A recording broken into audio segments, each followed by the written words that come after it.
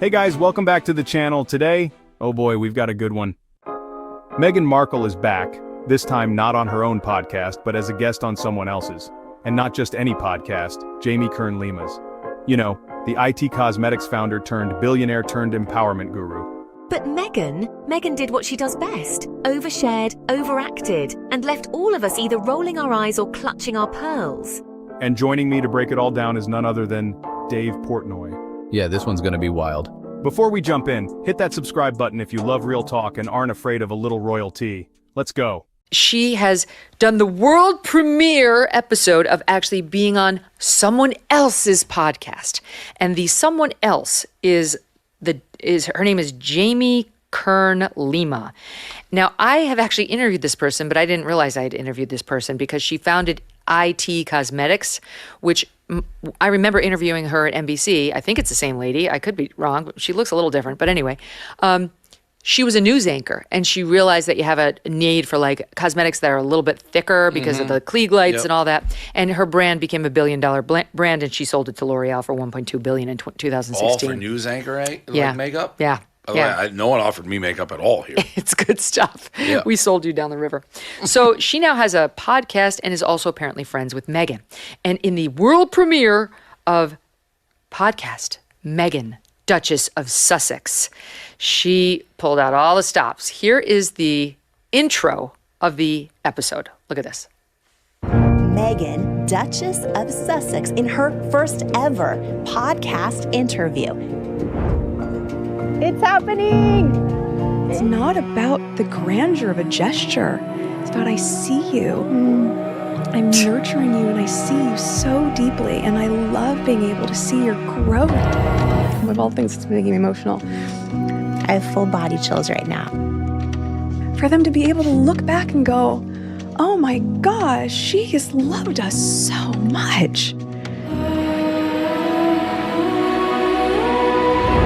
She's an American member of the British royal family, an entrepreneur, author, actor, founder of the lifestyle brand As Ever that just sold out of stock completely in the first hour of its recent launch into the world. She's also a mom to her two beautiful kids, Prince Archie and Princess Lilibet, and wife to husband Prince Harry, Duke of Sussex.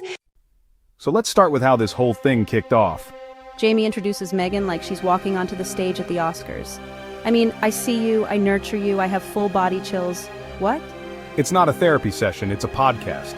And then there's the long list: actress, mom, duchess, entrepreneur, lifestyle brand mogul, podcast editor, royal wife, you name it.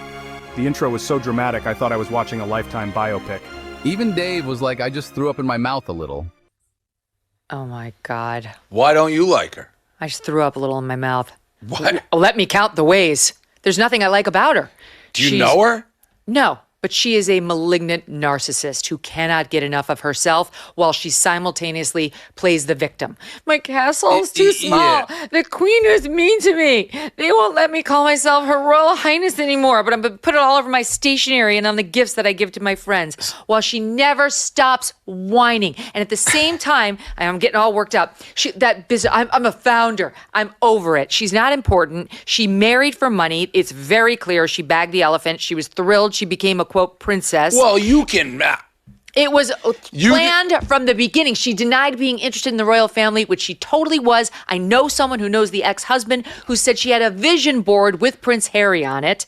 Before they met? Yes. And she wants to That's pretend. impressive. You got to admit that is impressive. She nailed it. Yeah. Because a lot of people probably did that. It was like shooting fish in a barrel. With all that self-help talk, he was no match for her. So as we unpack like an onion some of the things I'm interested in, I actually like the royal family. I think it's cool.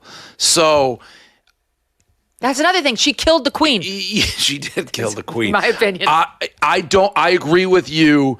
I can't have someone marry into the royal family and be like, woe is me, of all these attention or whatever you're getting from being. It's no kidding. It's the royal family. I can't believe I'm not getting paid for Yeah, this. all this stuff. And then didn't they renounce their royalty, but they still want the royalty? Yeah. So it is hypocritical to get into that situation and then want nothing to do with it, but you do want anything to do with it. I don't have as strong feelings as you do for her. I don't care for her. I wouldn't put her in a a hate category of mine. I don't like her. I didn't see that interview, but yeah, I'm a Royals guy. So I like the Royal. I think it's kind of cool, the history, the pageantry, and to just come in and kind of blow it up and then cry. It's like, whoa, well, was and me. she's a bully. I mean, the reports were uniformly from inside the castle that all the young women in particular who worked for her quit in tears. She so wore them down. It was so nasty. Then when she started her own company, similar reports coming out from Montecito about how no one can work for her. She's a nightmare behind the scenes, and not toward the betterment of her staff, just because she's an insecure person who takes it out on other people. What was up with the no makeup? That had to be an intentional That's move. another thing. Maureen was saying this on her. Maureen Callahan has a new podcast for part of our network, and With the makeup lady. yeah, and exactly right. And it's bullshit. So first of all, she had the hair blown out. It was perfect. I do not believe that she was makeup free there. She didn't have eye makeup on, which is a different thing. But that's her being relatable, Dave. Yeah, She's right. relatable. The you intentional see? relatable. Yeah. So here she is talking about the joy. Is she on like your top 10 hate list? Oh yeah, she's not top 5. All right. The joy of working hard. Yeah. I'm sure she's really toiling away. Take a listen. But to the world, it's just, what has she been doing? Does she work? As opposed to, oh my gosh, I work so hard and I Do you? appreciate what hard work looks like. I like working hard. And I'm still working hard, right? The moment that everything sells out, it doesn't mean that we're done.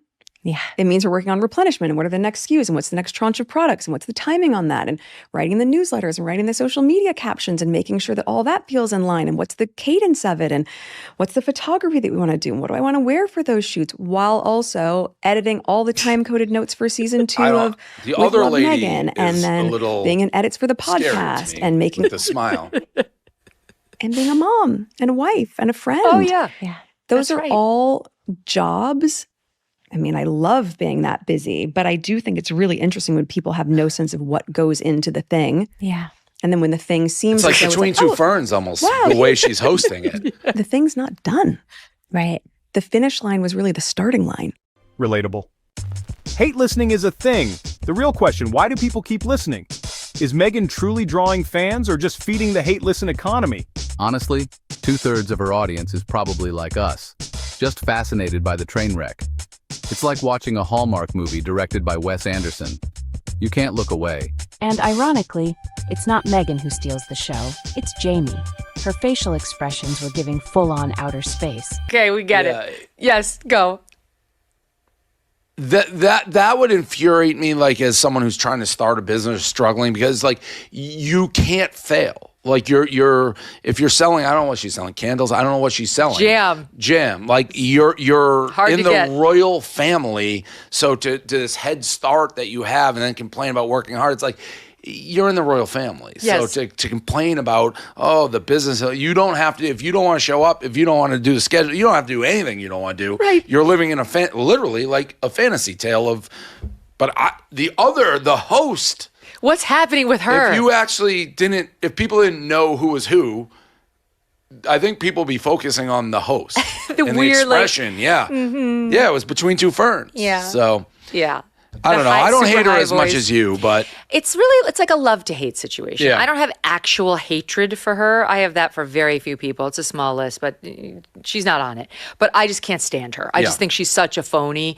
I love to make fun of her because she continues to give me so much material. she comes across as a phony in that. I've Both got of them. I've got to show you one more on that. Okay, look, this is a short one. SOT 29. Look at this ridiculousness.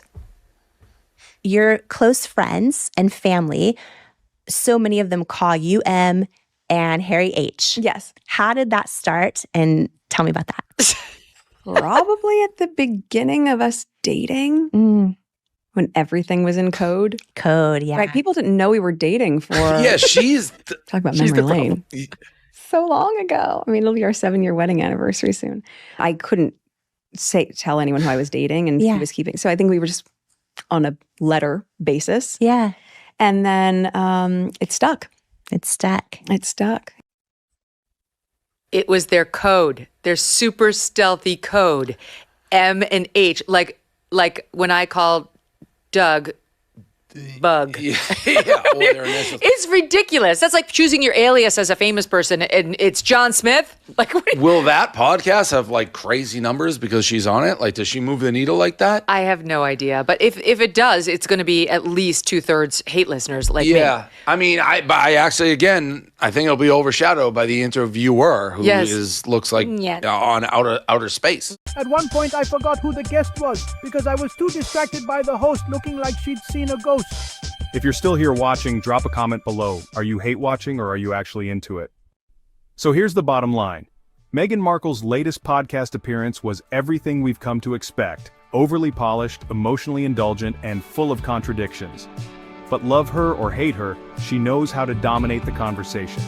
And as long as she keeps feeding us this gold mine of cringe and chaos, you know we'll be here breaking it all down. Thanks for watching. Hit that like button, make sure you're subscribed, and turn on notifications so you never miss another deep dive. Catch you next time with more truth, more laughs, and maybe a little less royal drama, or not.